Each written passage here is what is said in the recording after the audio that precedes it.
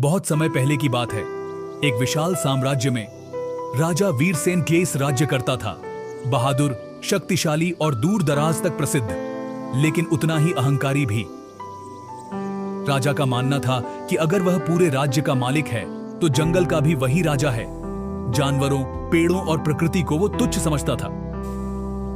एक दिन दरबार में एक खबर आई, महाराज, जंगल में जानवरों की संख्या बढ़ गई है। कुछ जानवर गांवों की तरफ आने लगे हैं। राजा ने गुस्से में कहा, जंगल हमारा हिस्सा है, जानवरों को खत्म कर दो, मैं खुद शिकार पर जाऊंगा। मंत्री ने विनम्रता से कहा, महाराज, जंगल की भी एक व्यवस्था है, वहां हर जीव का अपना स्थान है। राजा ने उसकी बात को नजरअंदाज किया और शिकार की तैयारी करने लगा। राजा अपनी सेना, घोड़े और शाही झंडों के साथ जंगल की ओर निकल पड़ा।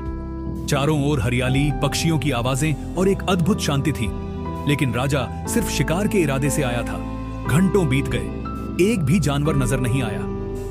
फिर अचानक घना कोहरा छा गया। राजा अपने दल से बिछड़ गया। अब वो अकेला था, जंगल के बीचों बीच, ना रास्ता मालूम, ना दिशा। थका हुआ राजा एक विशाल वटवृक्ष के नीचे बैठ गया। तभी एक नबूढ़ा साधु सामने प्रकट हुआ। साधु ने पूछा, राजन, इस जंगल में किस खोज में आए हो? राजा बोला, मैं राजा वीरसेन हूं। मैं शिकार करने आया था, लेकिन भटक गया हूं। साधु मुस्कुराया, राजा होकर भी भटक गए? जंगल तुम्हें कुछ सिखाना चाहता है।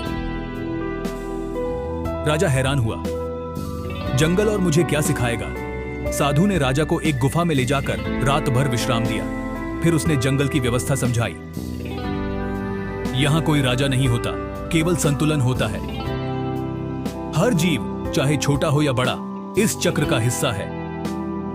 अगर एक भी कड़ी टूटी तो पूरा जीवन तंत्र बिगड़ जाएगा। राजा पहली बार सुन रहा था, ध्यान से, शांति से। उसने देखा कैसे चींटियां पंक्तियों में चल रही थीं, कैसे पक्षी अपने घोंसलों में लौट रहे थे, कैसे पेड़ आपस में संवाद कर रहे थे। सुबह हुई, साधु गायब था, लेकिन राजा के भीतर कुछ बदल चुका था। वो वापस महल पहुंचा, लेकिन इस बार शाही रथ में नहीं, पैदल, शांत और विचारों में डूबा हुआ। राजा ने दरबार में सबके सामने घोषणा की, आज से जंगल को कोई नुकसान नहीं पहुंचाएगा। हम जंगलों की रक्षा करेंगे। जानवर हमारे शत्रु नहीं, प्रकृति के रक्षक हैं। राजा ने जंगल के आसपास अभयारण्य वन बनवाए, शिकार पर अनपूर्ण प्रतिबंध माज लगाया।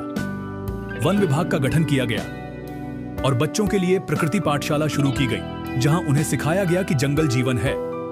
कई साल बीते, राजा बूढ़ा हुआ, लेकिन अब वह हर साल जंगल में जाता, अकेला, बिना हथियार, सिर्फ ध्यान और शांति के लिए।